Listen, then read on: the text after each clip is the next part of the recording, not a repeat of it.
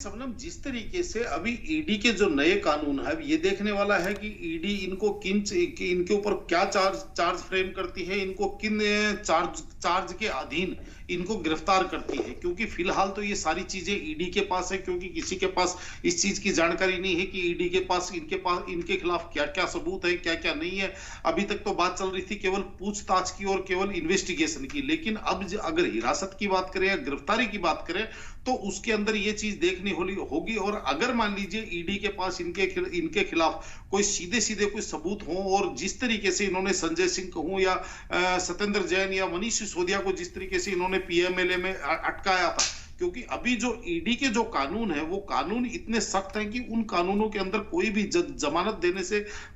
3 बार सोचता है जब जमानत देने के लिए। तो जिस तरीके से जो कानून है उन कानूनों के झोल में अगर ये ले आते हैं तो मुझे लगता नहीं कि भाई महीने 2 महीने के अंदर ईडी इनको यहां से रिलीज करने देने की स्थिति में रहेगी। और मेरा ये मानना है कि अगर ऐसी ही स्थिति होती कि भाई 15 दिन में या 1 महीने में इनकी जमानत होने की स्थिति आती, तो मेरे हिसाब से चुनावों के बिल्कुल मुहाने पे 2024 के लोकसभा चुनावों की बात कर रहा हूं, मुहाने पे शायद हो सकता है गिरफ्तारी वाला एक्ट नहीं करते, क्योंकि इससे इनको एक बहुत बड़ी सिंपैथी गेन हो जाएगी अगर ये जमानत लेकर के बाहर आते हैं। और सत्ता और उसके बाद में जिस तरीके से अभी तमाम विपक्षी दल भारतीय जनता पार्टी सरकार के ऊपर आरोप लगाता है कि भाई ईडी का दुरुपयोग, उसके बाद में कहीं ना कहीं उस आरोप के अंदर एक समझ लीजिए बल मिलेगा कि भाई इनको ये राजनीतिक प्रतिबद्धता की वजह से या यूं कहें कि पॉलिटिकल वेंडेटा की वजह से ये लोगों को परेशान कर रहे हैं, लोगों को गिरफ्तार कर रहे हैं, ईडी और सीबीआई के माध्यम से सभी के ऊपर दबाव बना रहे हैं। और अगर चुनावों से पहले इनकी जमानत नहीं होती है तो कहीं ना कहीं मामला जनता के बीच में भी एक संदेह में बना रहेगा। जिस तरीके से मैं बात करूं, मनीष सिसोदिया जी आज तक भी लोगों इस चीज को निर्णय नहीं कर पाए, क्योंकि लोगों के मन में ये अभी भी भरोसा, आम आदमी पार्टी हालांकि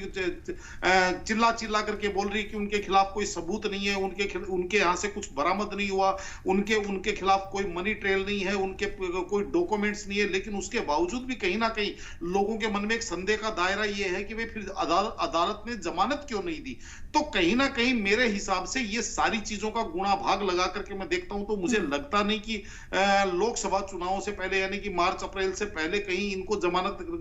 पे बाहर आने देगी ईडी। और अगर ऐसी स्थिति होती, वो ईडी के पास अगर हाथ में कुछ होता ही नहीं, खाली हाथ होती, तो ईडी मेरे हिसाब से गिरफ्तारी वाला काम करेगी नहीं। तो मेरा यह मानना है कि निश्चित रूप से शायद, और अभी जैसे बात चल रही थी चंपई सोरेन जी की, तो देखिए आपको एक चीज मैं बताऊं, चाहे कितना ही विश्वास पात्र हो, क्योंकि राजनीति के अंदर राजनीति के अंदर कहा जाता है कि जो विश्वास जो शब्द है, इसी के अंदर विष का वास, इसको यानी कि विभाजित करके देखा जाए तो विष का जहां वास है वही विश्वास है। तो कहने का तात्पर्य ये है, क्योंकि राजनीति के अंदर आपने देखा होगा कि रामविलास पासवान जी जब तक जीवित थे